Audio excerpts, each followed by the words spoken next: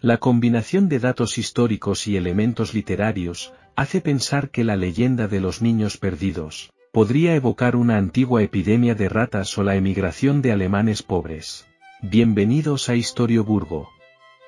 Suscríbete a mi canal y deja tu like. En el año de 1284, apareció en Hamelin un hombre muy extraño. Llevaba una capa de muchos colores, y decía que sabía cómo librar a la ciudad de ratones y ratas a cambio de cierta suma de dinero. Así empieza la leyenda del flautista de Hamelin, cuyo final es bien conocido. Como los habitantes del pueblo no le pagaron la suma convenida, el flautista volvió a aparecer el 26 de junio, día de San Juan y San Pablo, esta vez con un aspecto terrible, y un extraño gorro rojizo. Esta era la forma en que se representa al diablo en muchas leyendas medievales. Se llevó al ritmo de su melodía a todos los niños y niñas del pueblo, 130 en total, y, sacándolos por la puerta este de la localidad, desapareció con ellos en el interior de una cueva. Solo se salvaron 3 muchachos, uno muy pequeño, que regresó a recoger su chaqueta, además de uno ciego y otro mudo, que se quedaron rezagados, y no pudieron relatar nada de lo visto o oído, aunque la tradición oral habla de la posterior aparición de todos ellos al otro extremo de la cueva, en Transilvania. ¿Realidad o ficción? ¿Se esconde algún hecho histórico, tras el cuento que los hermanos Grimm popularizaron, en 1816 o es simplemente eso, un cuento, fruto de la tradición popular? Los orígenes de la leyenda se remontan a la Edad Media. La primera representación gráfica de los niños saliendo de Hamelin se llevó a cabo en 1300 en una de las vidrieras de la iglesia del mercado, destruida en el siglo XVII. En ella no aparecían ratas, sino tan solo un hombre con un instrumento musical, al que seguían los niños. No fue hasta 1565, cuando el conde suavo Froben von Simmern describió por primera vez, en su crónica familiar, la plaga de roedores.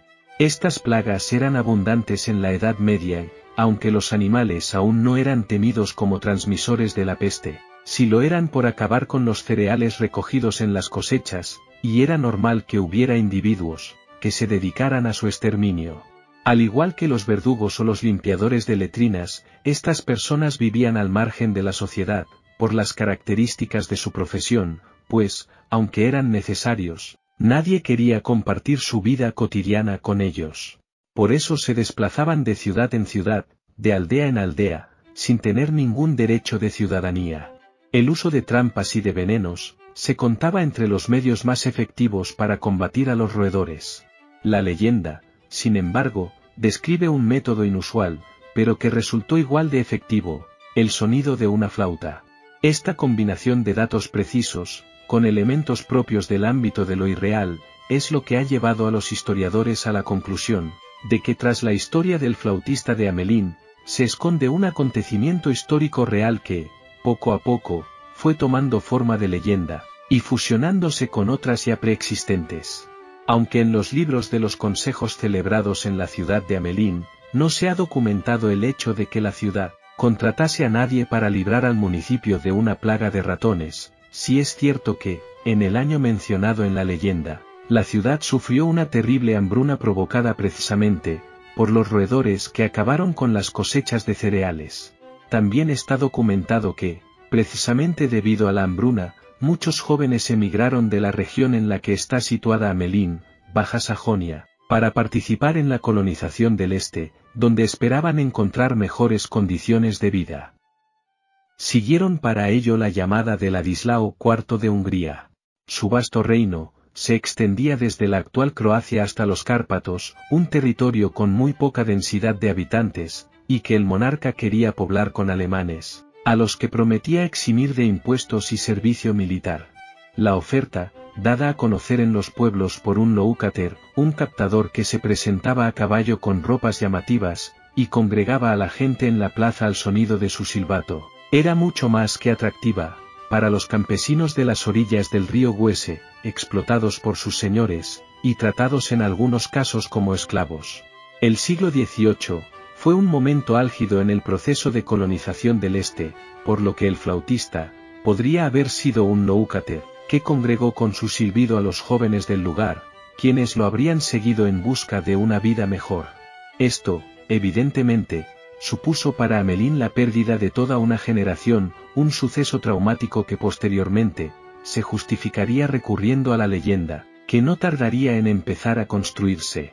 La Catena Aurea, una colección de leyendas de principios del siglo XV, contiene la versión más antigua, que se conoce de la misteriosa historia, y es en ella precisamente donde aparece un dato que la relaciona con esta migración histórica, pues el texto menciona la existencia de un testigo de los acontecimientos. Y la madre del señor decano Lude vio marcharse a los niños. Según el libro de documentos notariales del Archivo Histórico de Amelín, la familia Lude fue una de las más activas en el ámbito de los negocios de la ciudad, por lo que alguno de sus miembros bien pudo haber presidido una corporación y ostentar, por tanto, el cargo de decano. Este hecho daría, pues, carácter de realidad a aquello que parecía sostenerse tan solo en el mundo de la leyenda. La teoría de la migración de los jóvenes se confirmaría, además, por otro hecho decisivo, la toponimia de la región de Siebenbürgen, Siete Burgos, en la actual Transilvania, denominada así en alemán, por constar de 7 grandes núcleos urbanos, fundados por alemanes. En esta zona aparece el nombre de Hamelspring, el lugar donde nace el Hamel, aunque no existe allí ningún río llamado así. Ello respondería a la costumbre de los emigrantes, de poner a los asentamientos que fundaban el mismo nombre de sus lugares de origen. La historia que conocemos en la actualidad, es fruto del trabajo del jesuita, Zenasi Skercher en el siglo XVII, que también investigó el trasfondo histórico de la leyenda.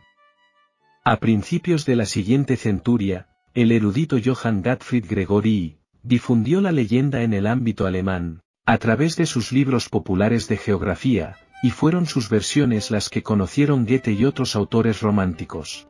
2 de ellos, Clemens Brentano y Joachim von Arnim, entusiasmados por el acervo de la poesía popular, animarían a los hermanos Grimm a poner por escrito las versiones de la prosa popular, en su antología de leyendas. Bueno amigos, llegamos al final del vídeo. Suscríbete a mi canal, y deja tu like. Hasta la próxima.